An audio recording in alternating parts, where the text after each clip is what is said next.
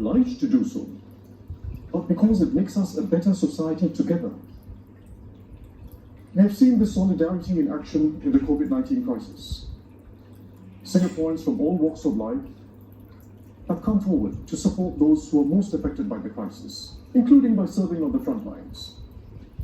These community efforts have complemented the government's social support schemes to help Singaporeans through the crisis. They are schemes responding to today's crisis, but they are also part of a broader reorientation in our social policies that began well before COVID-19 and will outlast it. We are working systematically to provide greater support for lower and middle income Singaporeans and to build a fair and just society. We will strengthen these policies in the coming years. No one can tell what world will emerge when COVID-19 is over, or whether it has entered a long period of economic stagnation, as many fear. But we will do all we can to make ours a more cohesive society, and do it in ways that can be sustained into the next generation. And we must all do our utmost to avoid the rifts and fractures that we see developing in many other societies. The government has increased subsidies for lower and middle income families in education, housing and healthcare, including trusts. We're also boosting silver support to help our poorer retirees. But very importantly, we continue to strengthen support for our lower income Singaporeans at work. Through Workfare and the Special Employment Credit, the government pays our older lower income workers as much as 40% on top of the wages they get from their employers. We're also making progress in uplifting our lowest paid workers, and will go further.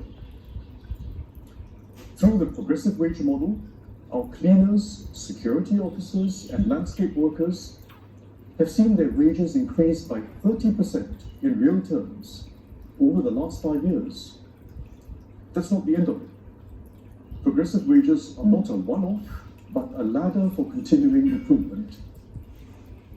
In time, we want every sector to have progressive wages with this clear ladder of skills, better jobs, and better wages for those with lower pay. Minister Josephine Teo at MOM is working actively with the tripartite partners on this. They will bring in the industry associations to work out schemes that can be practically adopted in the different industries. Likewise, we want to provide lower income Singaporeans in short-term contract work with opportunities to get more stable jobs, better protection, and the chance to progress in their careers. These measures will bring meaningful and continuing improvements in pay and conditions for our lower income workers. It may lead to a small rise in the cost of services that we all pay, but it is a small price for us to pay for better jobs and income security for those who need it most, and a fair society. Ultimately, the greatest confidence we get in our future as Singaporeans comes from our social compact. Our social strategies are aimed at strengthening this compact that holds us together. But the compact is about all of us and goes much deeper than government policies. It is about the compact of self-effort and selflessness that we must strengthen in our culture. It is about the networks and initiatives that we saw spring up in this COVID-19 crisis.